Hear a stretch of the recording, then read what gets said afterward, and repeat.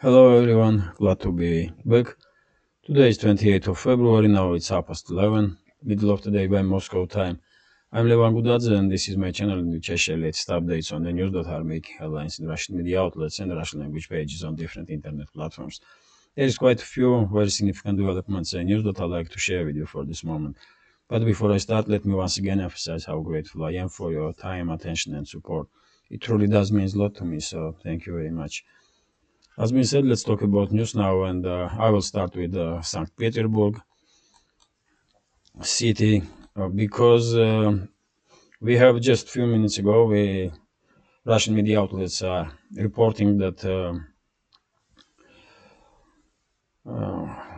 area around St. Petersburg is shut down for all aerial vehicles. Pulkovo airport, which is main airport in St. Petersburg, is also stopped to receiving flights or to sending flights.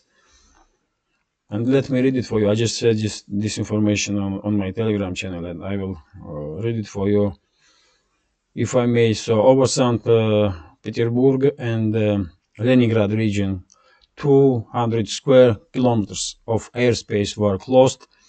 Civil aircrafts were transferred to the holding areas. Tens of thousands of users monitoring now flights that are circled around the closed area.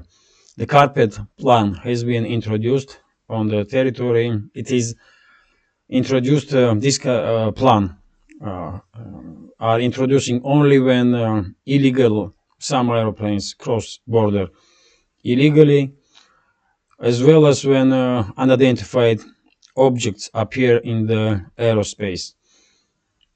The signals means that all aircraft must immediately land or leave the area. So probably some drones were detected in this area. That's my guess, basically, and that's why this carpet plan was introduced. Quite possibly, I mean, I would not be surprised if Zelensky's Nazi regime did try to hit St. Petersburg, and if some drones were seen by radars, then it's obvious that this kind of reaction will occur. There is no more information for this moment.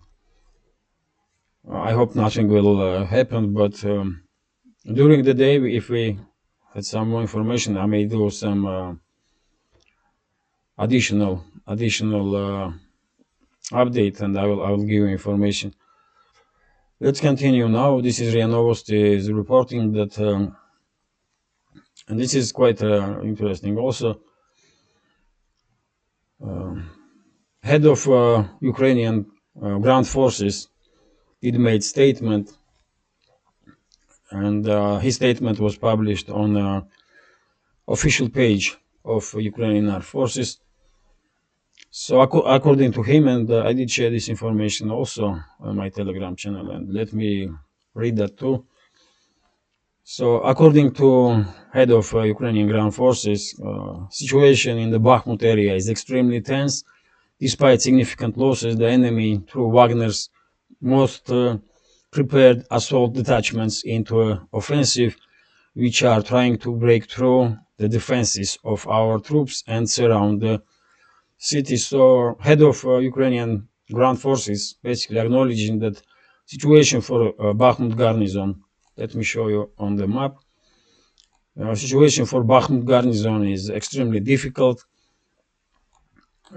Previously, we learned from many sources that all the roads from Bakhmut are under Russian fire control, and PMC Wagner units now pushing in direction of Bogdanovka and Khramovy.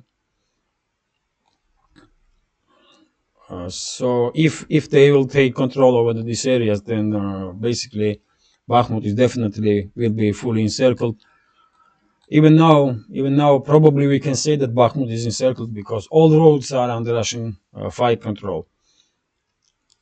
All roads are under Russian fire control, and without risk of becoming under Russian artillery fire, no one can go inside and outside of Bakhmut.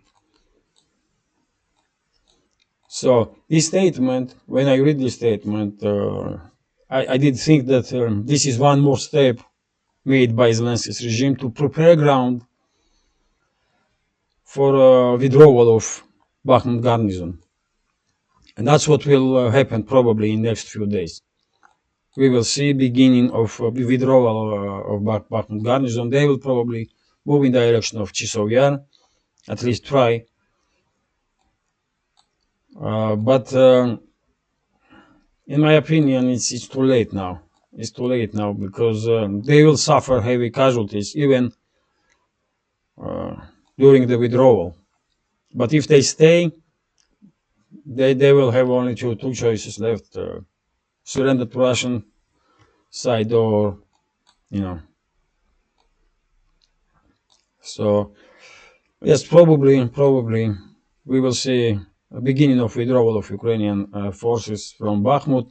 Some, according to reports that we see in Russian media and Russian language Telegram channels, in Bakhmut now are stationed from 5 to 8,000 soldiers. No one knows exactly. Probably not even Ukrainians know how many soldiers they have in Bakhmut. But according to latest data, there may be up to 8,000 soldiers in Bakhmut and twice more in area between Bakhmut and Chisov Yar.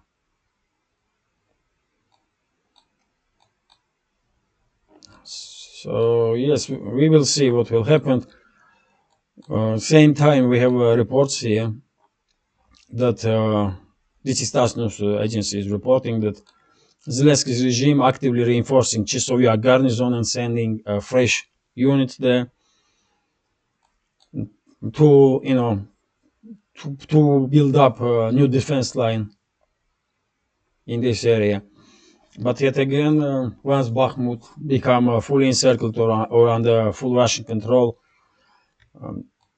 in my opinion, Chisov Yar will stand no chance, and no matter how hard they will try to build up new defense line, they will probably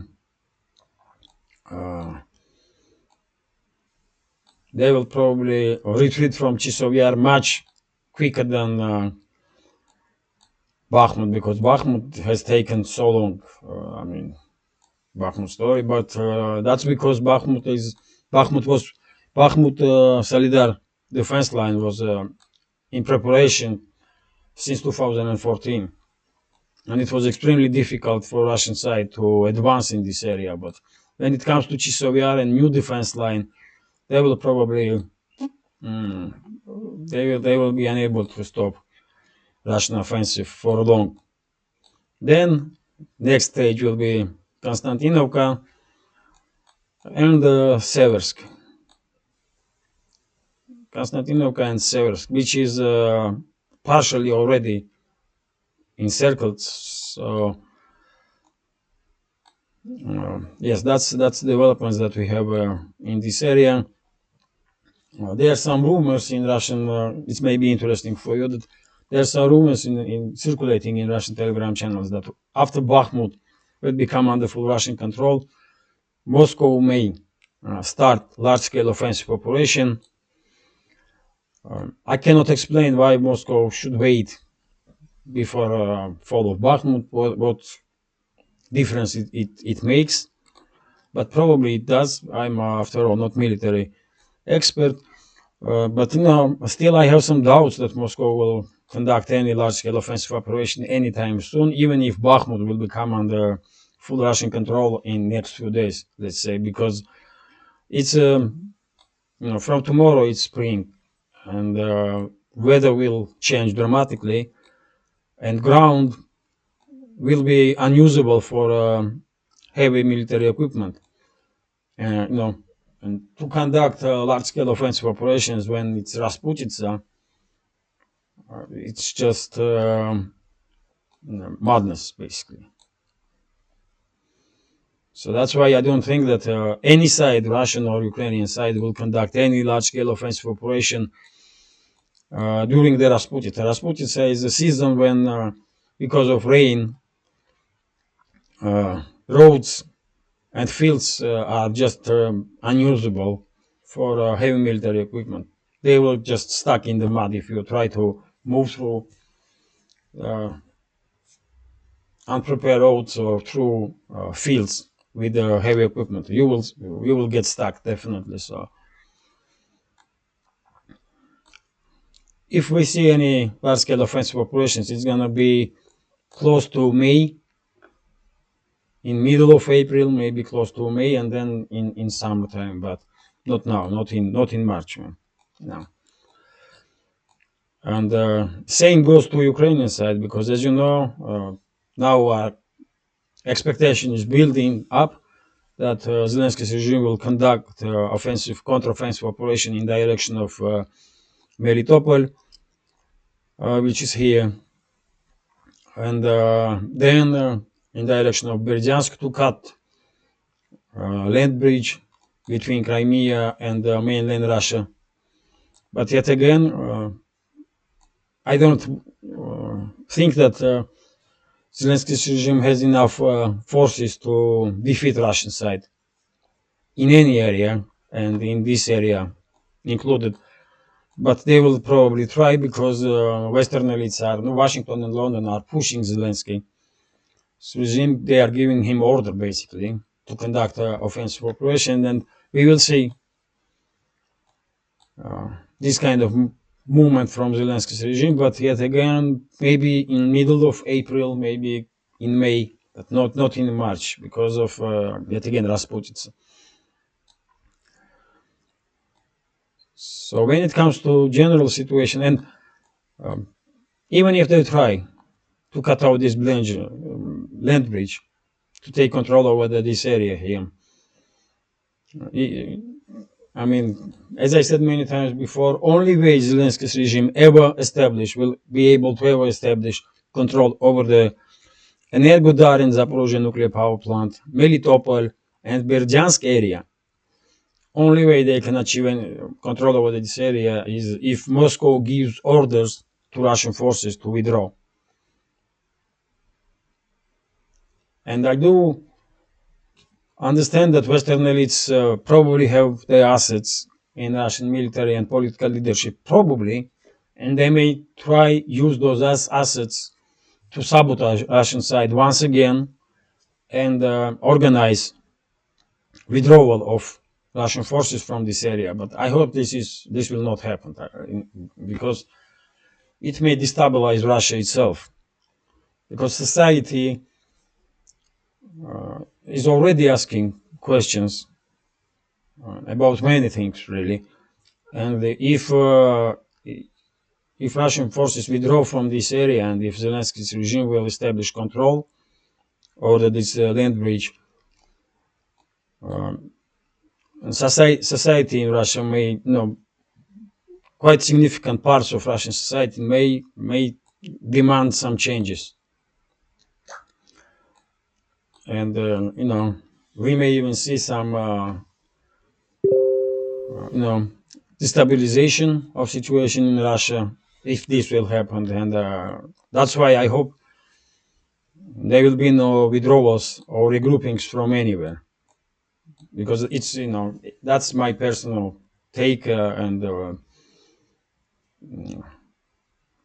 my personal view position, because my family lives in Russia, I live in Russia, and I don't need any destabilization of situation here whatsoever.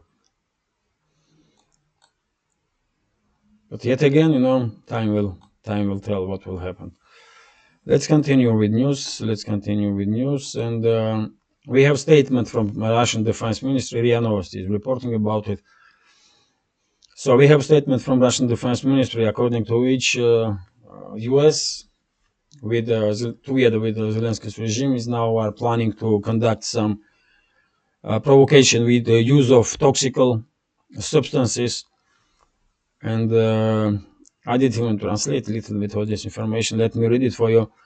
According to Russian Defense Ministry, United States, together with the Zelensky's regime, are planning to carry out large-scale provocation in Ukraine using the combat psychotropic substance of BZ, which is a standard poisonous substance of US Army and was widely used in Vietnam and causes psychosis, disorientation, and hallucinations.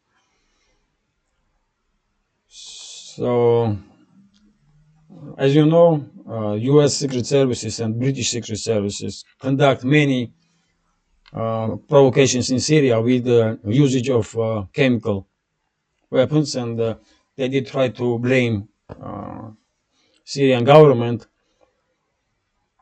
and that's why I would not be surprised if US will try to do something like that, something similar in Ukraine too. After all, US government, US elites, they are terrorists and mass murderers. They are terrorists and mass murderers, and the CIA is basically a terroristic organization and should be designated as a terroristic organization, and they are capable of doing everything basically. So I will certainly I would not be surprised if they will conduct that kind of provocation. Let's continue with news. This is RBK News Agency reporting that oil depot in Tuapse, which is Krasnodar region, fire broke up on previous night, and RBK is not reporting about drone strike, but Telegram channels, Russian Telegram channels, did report that drone strike did occur in this area, and I did share information on my Telegram channel about this too. So drones stuffed with explosions attacked the Rosneft oil depot in the Krasnodar region yesterday. So as you can see, Zelensky's regime is on daily basis are trying to hit deep inside Russian territory. And just first news that I did share with you basically are proving this. Pulkovo airport is shut down in St. Petersburg, and let me update news agencies if there is any new information.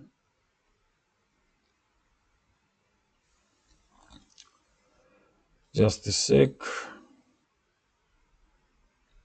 There is no new information on that topic yet. So, but yes, I mean, you can see that Zelensky's regime is trying to conduct strikes deep inside Russian territory, and when they will receive long-range missiles, no doubt they will try to use those missiles to attack Russian cities, not just on the borderline, but deep inside Russia. Let's continue, and this is RIA Novosti is reporting about statements that Lukashenko made when he gave interview to Chinese media. He will visit China, and he will have meeting with the Chinese leadership, and that's why he spoke to Chinese journalists, and he stated that now it's a good time to start peace, to cease hostilities in Ukraine and to start peace talks.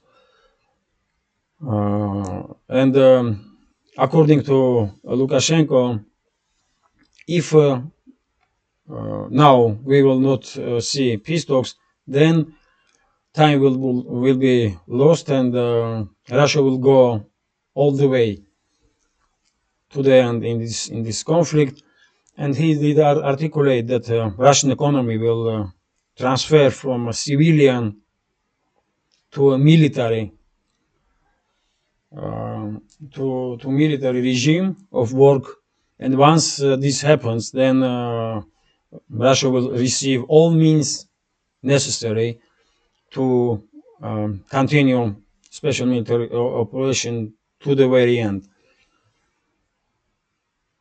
And to be honest, I do see he is coming from, logic behind his statement. Right now we have a kind of stalemate on the front line. No one side is able to achieve any great success. No one side is able to conduct large-scale, decisive, large-scale offensive operations. And that's why maybe Lukashenko thinks that it is time to start peace talks. But same time, you should ask questions. With who should Moscow talk? Can you trust Zelensky? Can you talk to him? There is any meaning in that kind of talks? Because it's obvious that Zelensky is not a decision maker. Decision makers are in Washington and London, isn't it? So what is the point to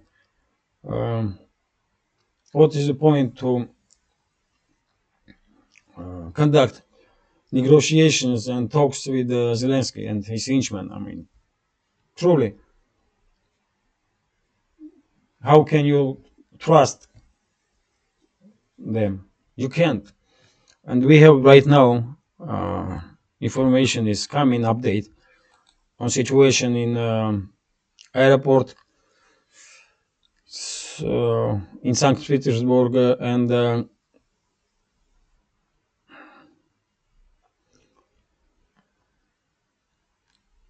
so we have information. The RIA Novosti has obtained information that sky over the St. Petersburg and the Leningrad region was shut down because of unidentified flying object was detected. That's the only news that we have for this moment. Probably some Ukrainian drones did try to hit St. Petersburg, maybe even Pulkovo airport. Who knows? But some measures have been taken, and let's see how this situation will develop. So to continue topic of peace talks, I just said that decision makers are in Washington and London, isn't it? And that's exactly the information about that. To prove my point, I spoke about it yesterday. That Bild newspaper has published article in which was said that Kiev has until autumn to retake territories seized by Russia, or the West will pressure it into talks with Moscow. So yet again, Bild is a big name in Western media, isn't it? And Bild is writing that West will decide. When West, that means USA and London, Washington and London, because Germany and France, for example, has no say. Basically, no one cares what position Germany has and France. They are just German and France government and Italy's government, for example. They are just puppets of London and Washington. It's obvious. So no one cares what Macron or Scholz will say or do. Who are they? Decisions are made in Washington and London, and Bild has information that they are demanding from Zelensky some results until autumn. Otherwise, they will push him towards negotiations, and this is understandable because, after all, as I mentioned yesterday, more and more people are waking up in the West and starting asking questions. Why U.S., for example, sending tens of billions of dollars to most corrupt country in the world, one of the most corrupt countries in the world, when there is so many problems in U.S. itself. And same is happening in UK, same is happening in continental Europe. So it's quite understandable that only some amount of time Western elites really have left to further escalate with Russia. But they will be, at some point, they will be forced to stop. Otherwise, they will lose trust of society, Western propaganda will just stop working. It works now, and majority of Western societies are in support of Zelensky's Nazi regime. They did not even understand who they are supporting. I mean, they just don't even know. If they knew information, they will be ashamed of themselves.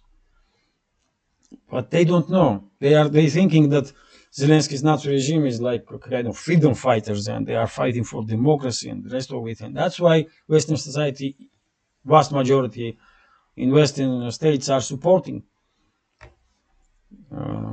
policies of Western states. But as I said, more time goes by, more information is available for Western societies, and people are starting asking questions.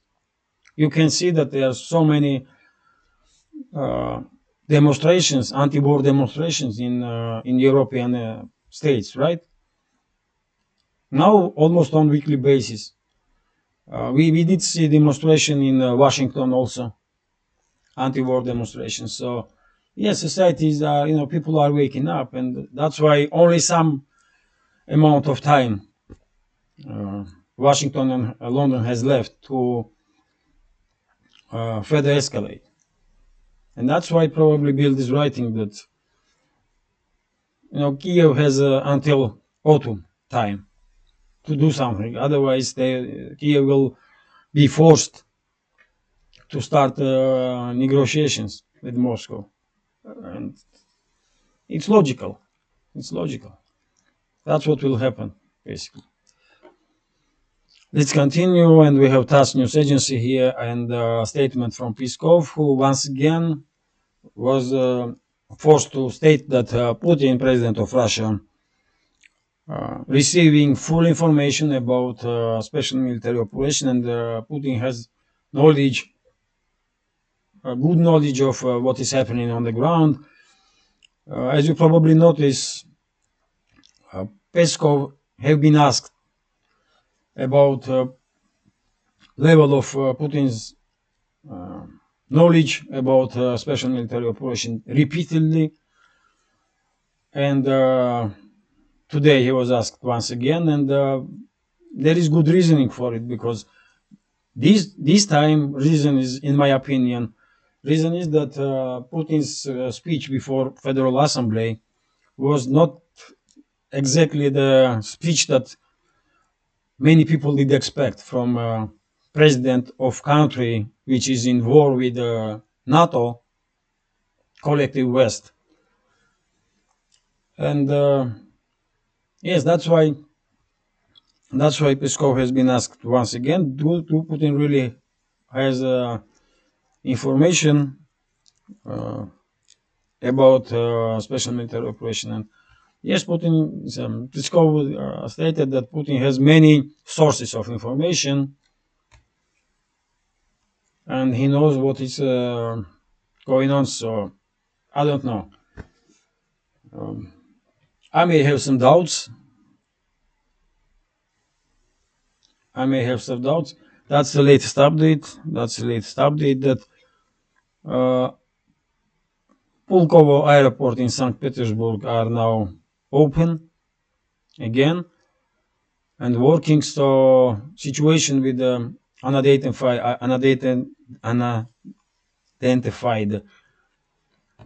aerial vehicle probably was resolved. If it was a Ukrainian drone, maybe that drone was shut down. But during the day, we will definitely learn more about that information. So yes, to continue with Peskov's statement, yes, he says that Putin knows everything that is going on. So even though I have some doubts, there's no way I can know for sure how well Putin is informed, really. So RIA Novosti is reporting next news, also Peskov's statement here. And he said that for now, Kremlin did not see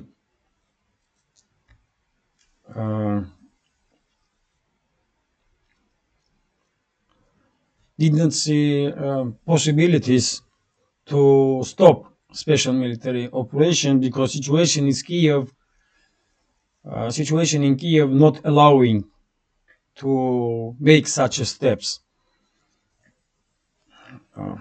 Basically, yes, I mean, he's saying the special military operation will continue. That's position of Kremlin, and yes, nothing new really, because Russian president from very beginning stated that main goals are demilitarization and denazification, and demilitarization has been conducted and will continue.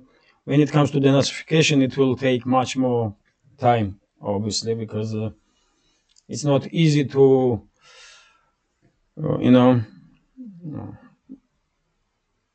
to bring to side of, how you say, light those people that are under neo-Nazi propaganda. So the Nazification will definitely take some time, and after all, how special military operation can be stopped when huge parts of Donbass, Donetsk People's Republic, some parts of Lugansk People's Republic, some parts of Zaporozhye region and Kherson region are under control of Ukrainian armed forces. Those territories, according to Russian constitution, are now Russian territories. So at least until those regions are under full Russian control, I don't see how Moscow can stop special military operation. I mean, how it's possible from not just political point of view, but from technical point of view. I mean, so let's continue. We have how long this video is already? Oh, it's 31 minutes. Okay, I will go through headlines. So RBK News agency is reporting that Moody's international rating agency of Moody's made predictions about Russian economy, and according to that prediction, Russian economy will lose up to 3% of its GDP in 2023. And this prediction is much worse than recent prediction from International Monetary Fund, from IMF, if I'm not mistaken, because according to IMF, Russian economy will even grow a little bit in 2023. And now we have Moody's, who is saying that Russian economy will fail on 3% of its GDP. I don't know how can you trust this agency, really, but I truly have doubts about this number, because even in 2022, Russian economy did not fail 3%, only 2.1, if I'm not mistaken, isn't it? So why Russian economy will fail 3% in 2023 when most of businesses are now more or less adapted to new situation, and they are finding new ways to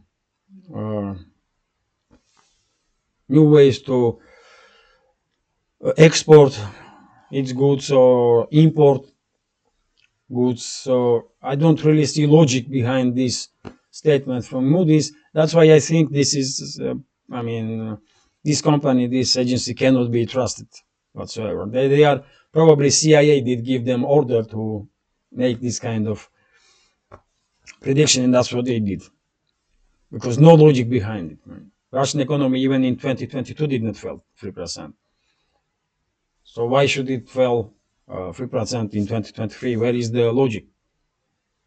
There is no logic in this. So I will not take this prediction seriously.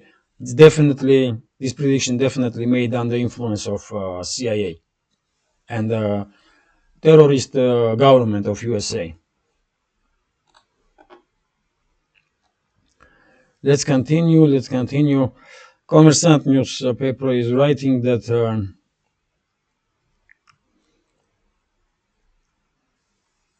one of the Russian companies are now planning to heavily invest in production of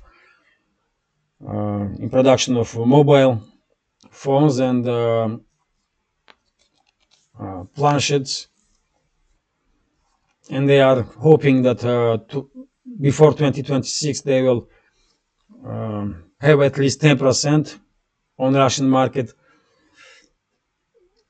It's not easy. It's not easy to be competitive when it comes to phones and some other gadgets, because Chinese companies are fully using this situation when many Western companies left Russia, and the market have become more flexible, and now Chinese are taking over, over this market. So it's good that Russian business wants to invest in production of gadgets here in Russia, and they have some big plans. 10% of market is a huge deal, really. But let's see if they will able to compete with Chinese companies. Then good for them and good for customers, really. More competition gives you more choice, and prices probably will be more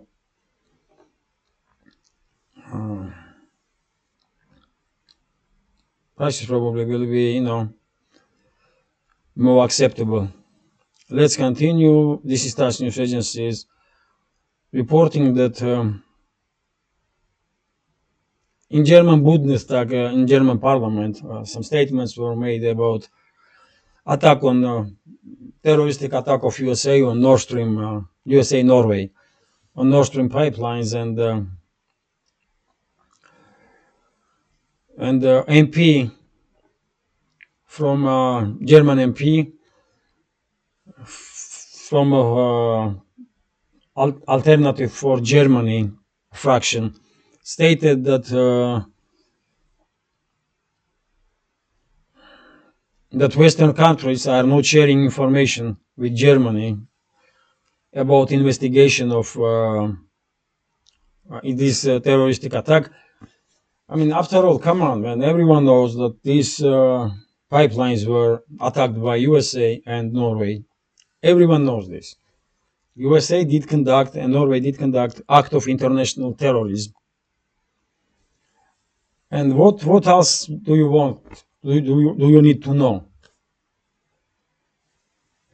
US is a terrorist state. It's just obvious. You like it or not, but US government did conduct act of international terrorism. They not just attack Russian energy infrastructure. They attack German's energy infrastructure. And Germany supposed to be ally of Washington, isn't it? Germany is NATO member, so come on, man. Everyone knows everything. It's just obvious that German elites are too afraid, especially German government, is too afraid. They have no say, man. They cannot say anything, really. And of course, they cannot do anything against USA. Just impossible. Impossible, man. Scholz is nobody. Chancellor of Germany, Scholz, is nobody. I mean, who cares what opinion he has? No one, because US ambassador in Germany probably has more power in Germany than Scholz and the entire German government. So come on, man, what we are talking about?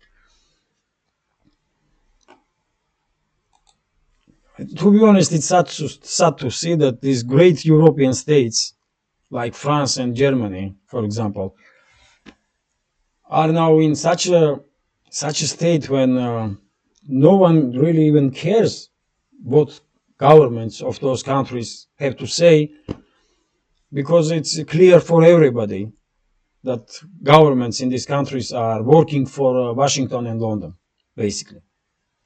They are puppets of Washington and London. And this is simple true. This is fact. I mean, this is just fact. So, you know, our statement from Peskov again. This is TASS news agency, and Peskov was asked about possibility of Putin's.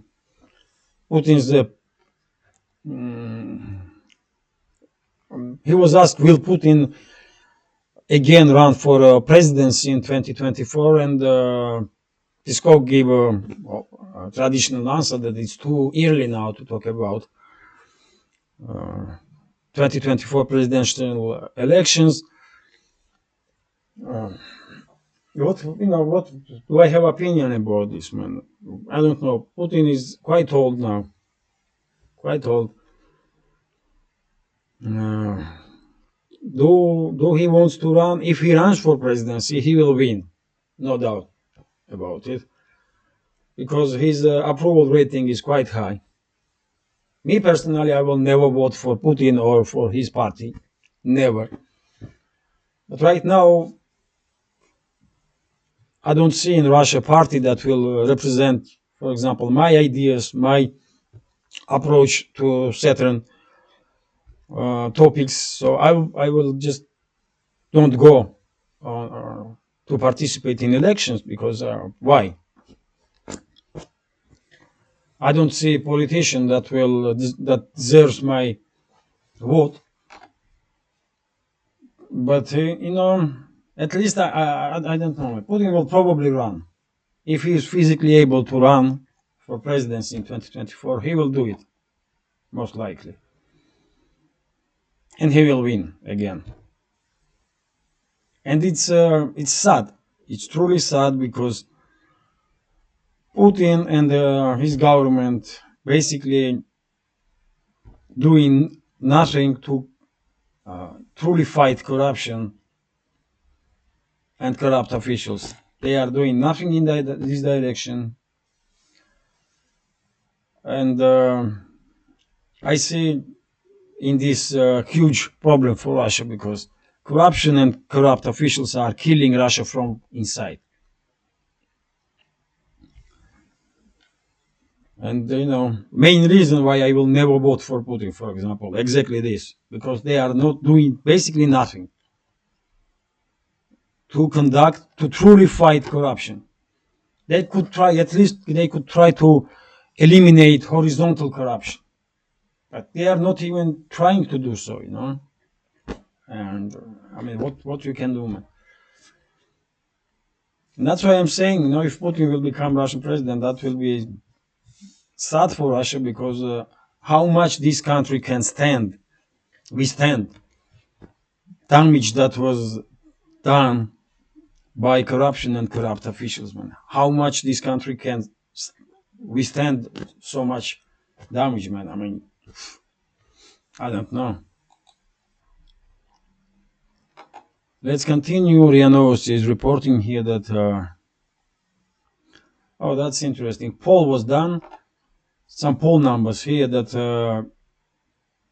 and this information correlates with my yesterday's update. When I spoke about yesterday's or day before, when I spoke about U.S. propaganda, U.S. Anti-Chinese propaganda that are conducted by U.S. government and controlled U.S. Media, and we have poll numbers here, according to which 40% of U.S. citizens are sure that China is planning to go to war with the USA. I mean, 40% is thinking that China is preparing to go to war with USA. I don't need more specifics in this information. I mean, because it's hard for me to imagine that 40% of US citizens truly think that China is planning to cross entire ocean and attack USA. I mean, it truly don't make any sense in any way. Why should Chinese even think about it, and why should Chinese even, spend time on this kind of crazy idea? But just look at it, man. because of propaganda, because of crazy propaganda, 40% of society already are sure that China is preparing for the war with USA. When conflicts between USA and China may happen, but only if US will attack China. China will don't attack USA. I just don't believe in this. It's impossible. It's just impossible. It don't make any sense for China to attack USA. And I mean, it's why, for God's sake, why? So that's um, effectiveness of propaganda. That's how effective propaganda truly is, man. And anti-Chinese propaganda just began in USA. You will see in 2, 3, 5 years time, probably 60-80% of US society will be absolutely sure that China is getting ready to attack USA because of propaganda. You know, and I mean, more. If you ask me, more chances are that China will attack Russia. That China, if you ask me, give me percentage of possibility of war between China and Russia and China and USA, I will say chances that China will attack USA is close to zero, and chances that in some circumstances China may conduct military operation against Russia is 35-40%. And I will explain myself. If it does not make sense for China to attack USA, and it truly does not make sense. And when it comes to Russia, as you remember, I spoke about this topic many times before. In my understanding, US wants to do some regime change in Russia and to turn Russia from China, to distance Russia from China.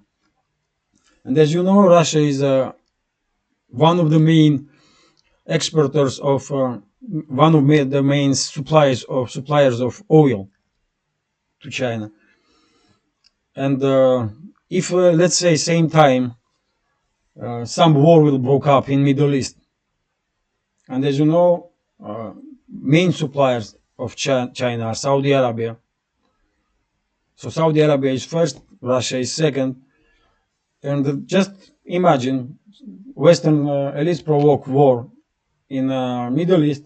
So shipping was closed in Persian Gulf area.